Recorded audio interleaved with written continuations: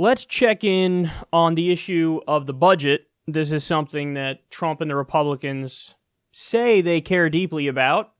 Let's see if they've addressed it in any serious way. Federal deficit soars 32% to $895 billion. Yeah. You know, I sense a pattern here. Even though you have people on the right claiming, oh my God, this is an issue that we care deeply about. Every Republican president since Ronald Reagan has massively increased the debt and the deficit. So perhaps they're full of shit, and perhaps the media should stop playing into the narrative that these are really fiscal conservatives. So there was an increase of $222 billion over the same period the previous year. The nonpartisan CBO reported that the central driver of the debt was the GOP tax bill. And corporate taxes, how's this for a fact, fell $71 billion, or 30%. Wow. So I told you about that tax bill that 83% of the benefits of the bill went to the top 1%.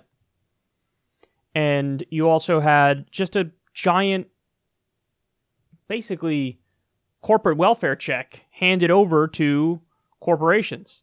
Corporations were already paying a historically low percentage of the tax burden. And then now, they made that burden even less. And they used one of the oldest tricks in the Republican playbook, which is talk about the nominal tax rate. So in other words, the nominal rate is what the rate is on paper, and say, oh my God, our tax rate is so high, the corporate tax rate is so high, it's one of the highest corporate tax rates in the world. But what you do is if you focus on the nominal rate, the rate on paper, you're ignoring what's called the effective rate. So just because the rate on paper is higher doesn't mean anybody actually pays it. No corporations pay that. And on top of that, they have a team of lawyers that try to find loopholes for them to get around it and pay significantly less. So the effective corporate tax rate is like half of what the nominal rate is, but they harp away on the nominal rate and say we have to lower it, and then they lower it, and then they keep the loopholes in there so that it, effectively you have a lot of corporations honestly paying no taxes now.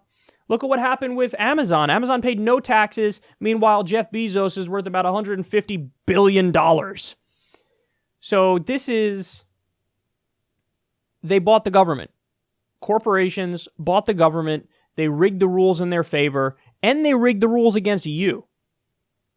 So the other fact that people don't bring up about the tax bill, but they should, is that this bill actually raises taxes on everybody that makes $75,000 a year or less over a 10-year period.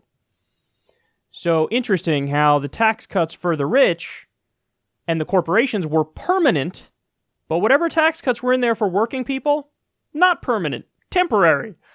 Funny how that works. Now, on top of all of this, look at this from Jeff Stein. House Republicans unveil tax cuts that conservative estimates say would add $2.4 trillion over 10 years to the deficit. Liberal estimates put it at $3.4 trillion over 10 years. That is not counting the $1.9 trillion cost of the original GOP tax law. So here's the deal. They simply do not care about the deficit or debt. They just don't. They use it.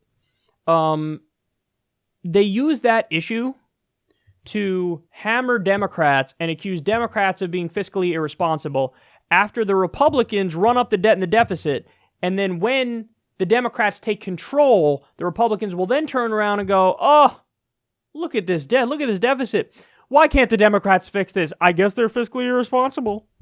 But they ignore the fact that they were the ones who ran it up. And then what happens is oftentimes the Democrats take the bait and then they do austerity in order to offset the debt and the deficit. And then what happens is when you do austerity, the economy slows down. So it's a brilliant political trick, but it's exactly that, a trick. So these tax cuts are effectively stimulus for the economy, at least in the sense that corporations and corporate profits soar, the rich do really well, average workers are struggling, that's a given. But what happens is you do the tax cuts, run up the debt and the deficit, Democrats get control, and then when the Democrats get control, the Republicans will turn around and go, I can't believe this debt and deficit is so high. Why aren't you fixing this, Democrats? I guess you're fiscally irresponsible. So it's a really gross trick, and the media will go with it every single time. Because whenever the Democrats propose anything that would actually help the people, media goes, I don't know how you're going to pay for this. I mean, how wacky are you guys? How crazy are you guys? How are you going to pay for this? How are you going to pay for this? How are you going to pay for this? How are you going to pay for this? How are you going to pay for this? How are you going to pay for this? How are you going to pay for this? Whether it's free college bill, whether it's trying to chip away at student loan debt, whether it's health care, whatever the issue is that helps you, they'll be like, I don't know how you're going to pay for this. And it's pretty irresponsible that you're talking about it and not proposing a way to pay for it.